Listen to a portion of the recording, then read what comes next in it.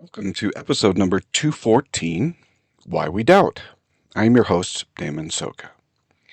There comes a point in everyone's life where doubt becomes very real, and I suppose that is probably more than one point in time. Doubt for me has been a consistent problem throughout my spiritual journey. I suppose that is true for anyone who suffers from mental and emotional illness. Doubt can become one of those difficult obstacles that hinders conversion to the Savior and to His gospel. Doubt is a natural part of our human existence. It's a natural part of the emotional system of the mortal mind and body. And I personally believe that doubt as an emotion is part of the spiritual body. It plays an important part in our learning process and is integral to our emotional early warning system. Doubt is used by the body when questions arise about what we believe or would like to believe to be true. We can have revelation, spiritual experiences, dreams, and visions, and we can still have doubt. Doubt can coexist with faith, devotion, testimony, and other spiritual experiences if we understand what it is and how to address it in our lives. The first thing we must come to understand about doubt is that it is an emotion. We tend to think of it more in the sense of reason and thought, but when we doubt something, we say to ourselves, something doesn't feel right about what I'm learning or healing or learning or hearing. What causes that feeling of doubt?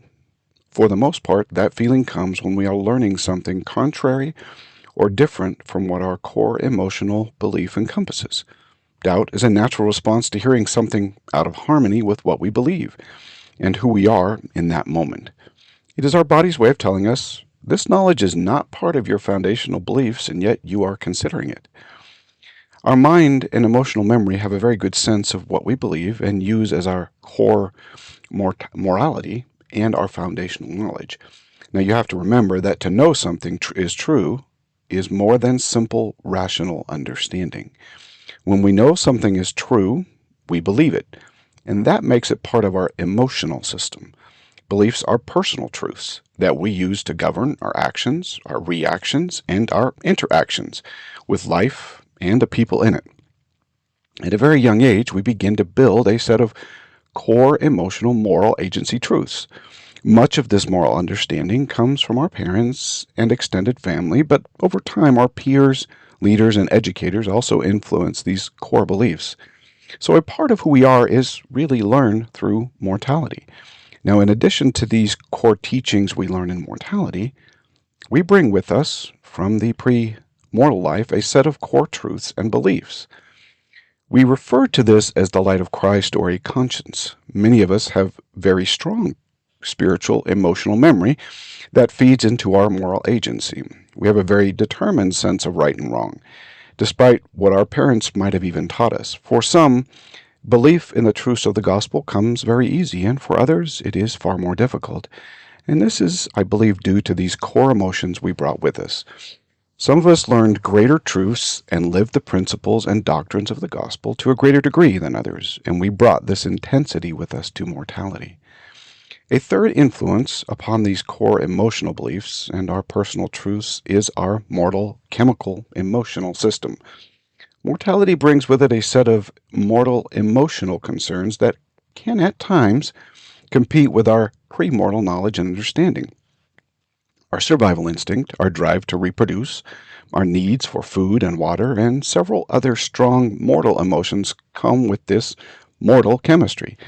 In addition to these emotions, we can possess genetic predispositions, experience traumatic events, become physically injured, and these inside and outside influences can have dramatic effects upon our mortal emotions and can influence our spiritual core knowledge in troubling ways. While this influence can be considered mortal learning in some senses, it is important to distinguish mental and emotional illness apart from the normal mortal emotional experience.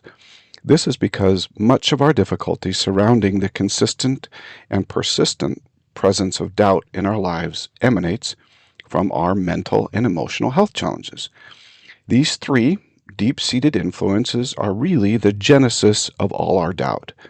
When mortal emotions conflict with premortal spiritual truth, we can feel deeply confused. and we experience the emotion of doubt. It is incredibly important to listen to our doubts, but just as important to fully understand from where they originate. Why we doubt is perhaps more important than the doubt itself. We must first really understand if our doubt is a true doubt or just a reaction or a symptom of our illness or our mortal, natural, selfish desires, aka the natural man. Interestingly enough, doubt is doubt. It feels the same when our doubt is caused by conflicting mortal emotions, the dark chemistry of mental and emotional illness, or if that doubt is even something deeper. When we feel doubt, we just feel doubt. And we rarely, if ever, say, well, this doubt is probably caused by my current emotional health issue, or maybe this is just my mortal emotions conflicting with my spiritual understanding. Mortality and premortality colliding in a sense. Doubt is simply unnerving to the mind. Our mind likes doubt about as much as it likes pain and suffering. It will do anything to rid ourselves of the doubt.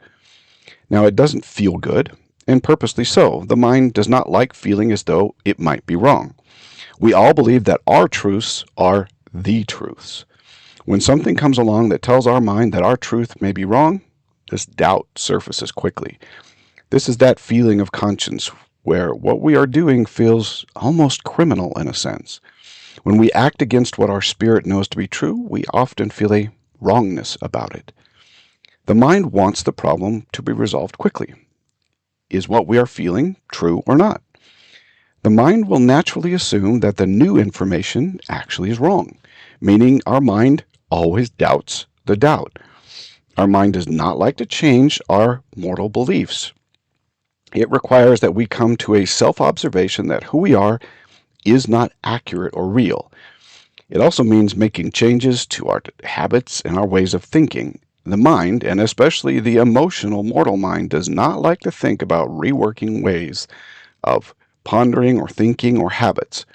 And so it automatically assumes anything contrary or different to what we currently believe is not true.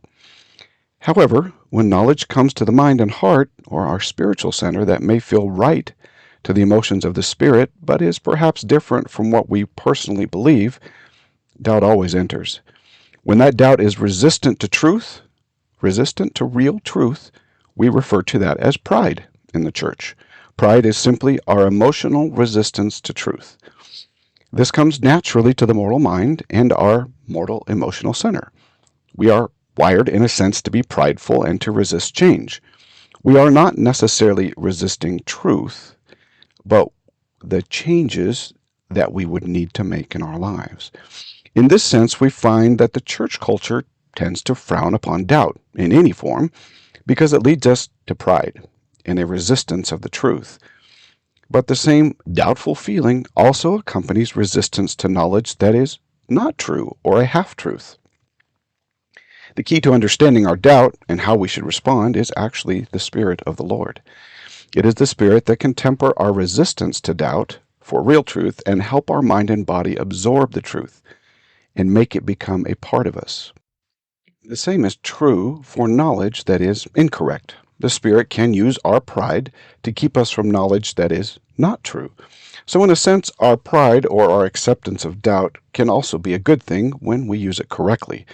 The key to doubt is to allow for the Spirit of the Lord to dictate how we should respond to the truth we are hearing. Now, let us speak of doubt in the sense of emotional and mental illness. Our illness complicates the doubt problem. Because our bodies have altered our chemistry and given us false indicators and emotions, doubt comes far easier to us. When you doubt your emotions, you are going to doubt even your current reality. Doubt becomes a significant obstacle to everything in our lives. We will doubt the love of our spouse. We will doubt the truth of the church doctrine and principles. We will even doubt our core ideology. This is not because we have somehow lost our love for our spouse or we have lost forever our testimony. Because of our anxieties or our depressive symptoms and the chemistry that comes with it, we cannot feel the truth as we did before. When we cannot access our core truth, beliefs, and emotions, then we will doubt everything that comes into our lives. Doubt will become our constant companion. I have spent much of my life trying to understand why I have doubted so much and continue to at times feel it. Doubt has been the absolute stumbling block in my spiritual progression and conversion, and I've found this to be true for almost everyone who suffers from mental health. We suffer so often and feel the emotion so consistently that we can begin to feel the constant confusion in our lives. I admit this is where we will lean upon others' testimonies for a time to help us through the darkness. Now, there's nothing wrong with leaning upon others' testimony, especially when we suffer, at least for a time. This doesn't mean that we give up and only lean upon another person. We must come to realize is why we doubt in our heart and mind. We must see the doubt for what it is. It is not a loss of testimony. It is not a loss of love of a spouse or children. It is a response to our illness and our inability to feel truth that we know. Now, I speak of doubt almost in a binary sense, as if it completely blocks the love we feel and the truth we know. That isn't exactly true. Like almost every emotion, doubt exists on a continuum, meaning we will feel love and testimony at times very clearly and at times not at all. But for the most part, we will always be somewhere in between. This means we are likely to feel a portion of our testimony and a portion of doubt at the same time. Now, for many individuals, this can be terribly confusing and problematic. And as I see it, one of the main reasons many individuals who suffer don't attend church or feel they have a testimony.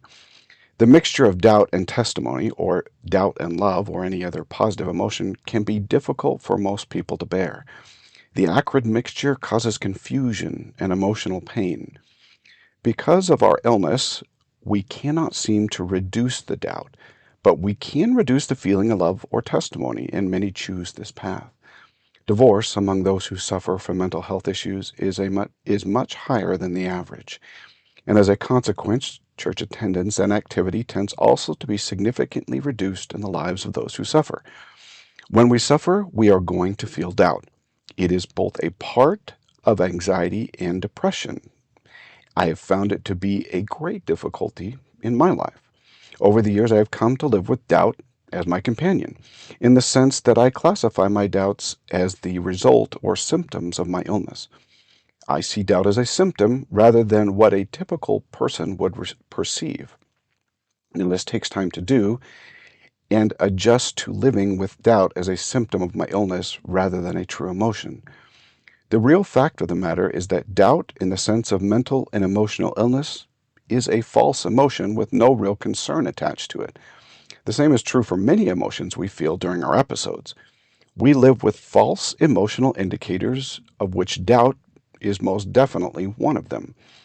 Learning to see doubt as a symptom rather than a true indicator can actually help us with our testimony, our relationships, and our life in general. It is not easy to retrain the mind to view doubt in this manner, as a symptom, but it is possible. For the most part, doubt has not been an obstacle to me over the last few years as I have worked to better understand my illness and my emotions. The Lord has most certainly been involved in my evolving understanding of who I am beneath my symptoms, and for that I am forever grateful.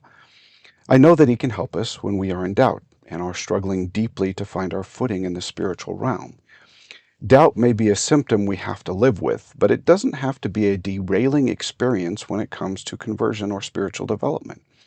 When we come to understand and work to know how to live with doubt in our lives, we will find much greater joy and happiness amidst our trials, temptations, and struggles of mental illness to become truly converted to the gospel of Jesus Christ. May the Lord bless you to see the emotion of doubt as a symptom rather than the problem. Until next week, do your part so that the Lord can do His.